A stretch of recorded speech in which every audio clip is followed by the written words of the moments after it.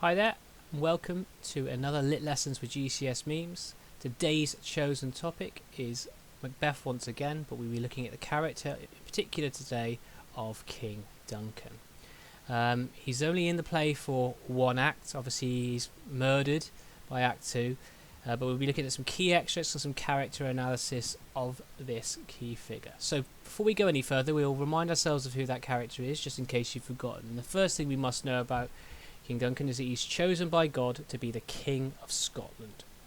And we'll come back to us chosen by God in just a little moment. But I think it's really important that we should be analysing stage directions in a play. And whenever you see King Duncan come on the stage, he is always the first to enter, followed by his inferiors. And this immediately points out that he is the person in primary power in the society of Macbeth.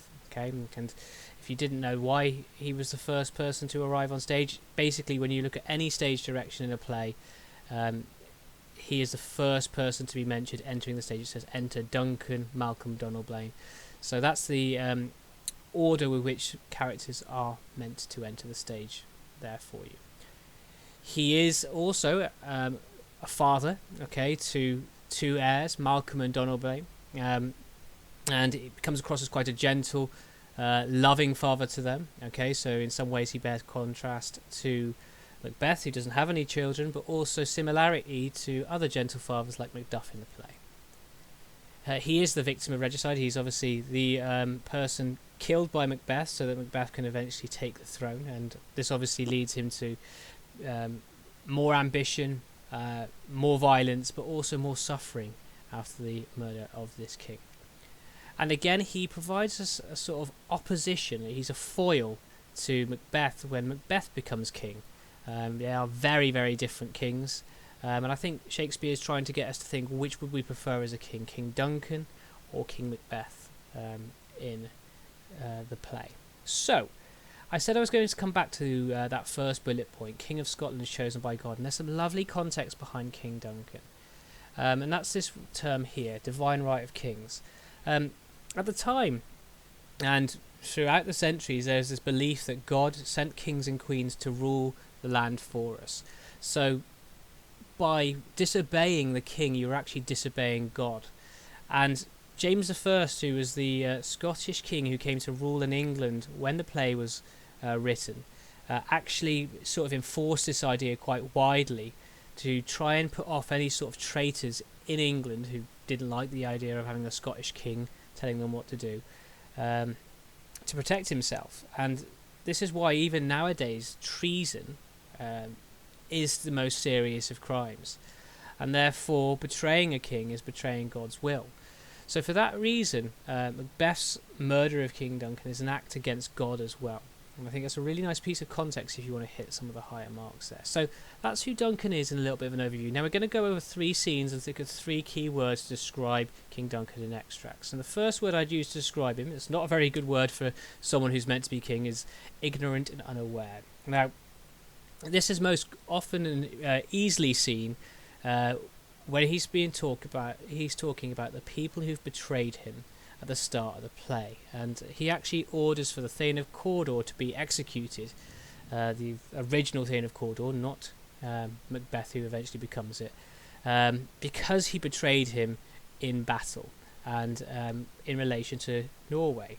So for that reason, when he repeats these questions here, is execution done on Cawdor? Are those not those in commission yet returned?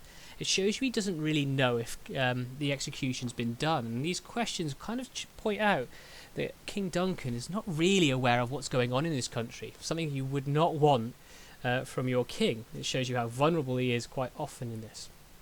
And this only becomes more apparent in this extract, when he mentions that he was a gentleman on whom I built an absolute trust. He talks about how the original Thane of Cawdor was someone he trusted fully, and this kind of foreshadows that he's inevitably going to be betrayed more often later on in the play, and we obviously know that comes to be true because he has no idea who he can trust and who he mustn't trust in his Scottish country.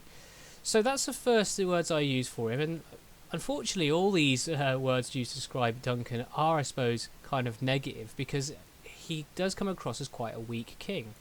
And the word I've used for him, the second one, is feminine. And this is again apparent in Act 1, Scene 4, the same act as and scene that we looked at previously.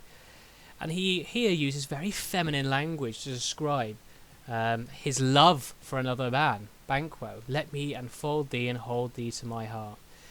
This kind of feminine language would not really have been celebrated or accepted by 11th century Scottish society. A time when being a man was celebrated, a time when, speaking in a way about loving another man, potentially using homosexual language, would have been frowned upon completely. So there's immediately idea of him being quite effeminate, and this continues quite often throughout these scenes. And we see this here where he speaks quite poetically about Macbeth's castle. This castle have a pleasant seat, the air nimbly and sweetly recommends unto our gentle senses. Again, the language and the word choices is slightly more womanly than what one would expect from what is meant to be a strong Scottish king. And this only continues in Act 1, Scene 6, when he talks about his love for Macbeth. We love him highly. And he actually does something else which is fascinating here, which is, if you look at that bottom right section, he lets Lady Macbeth lead the way and gives up his authority and power to a woman as the scene ends and as he walks off the stage. So he lets the woman, Lady Macbeth, walk off stage first. Again, it shows you his vulnerability, his femininity, and his inability really to exert himself as a powerful man. So straight away we've got this feminine character, we've got this ignorant, unaware character who's very, very vulnerable as a result of that in this society. As well as that, and this is the only word I could use to describe him, is that he is just simply too nice, and he leaves himself quite open to be betrayed and killed as a result of that. And Shakespeare often, another little bit of context here, includes weak kings in his plays. I'm thinking of weak kings in King Lear, The Tempest, among others as well. And he actually refers to in Act 1, Scene 6, as Lady Macbeth is his honoured hostess. And this becomes what we call dramatic irony, where we know something the character in the play does not. And King Duncan doesn't realise the honoured hostess he's talking about, Lady Macbeth, is actually the person most up for killing him. So straight away we notice again how he doesn't really understand the world he lives in and is vulnerable as a result of that. He again makes reference to loving a man we thank as love. And straight away at the end of the play we also see reference back to him as having a lot of blood in him. Now again, if you want to hit these real high marks, what you must realise is that this is a reference to something called the four humours. They used to believe that there was liquids all inside us that affected our personalities during that time, and this is a reference to having too much blood in King Duncan, which actually means that he's got this overly social, friendly but risk-taking attitude and personality. So when Lady Macbeth and Macbeth talk about King Duncan having a lot of blood come out of him, way more than they expect, it might actually be a reference to the fact that he's got a personality which leaves him to be very vulnerable and quite risk-taking as well.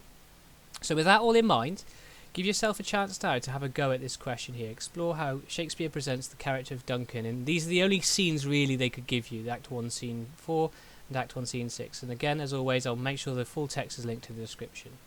To finish today, as always, I've given you a Duncan meme here, which makes reference to the fact that he thinks everything's fine when it certainly isn't in the society in which he grows up. And as always, leave me any comments or any ideas or any requests in the comment section below. Thank you.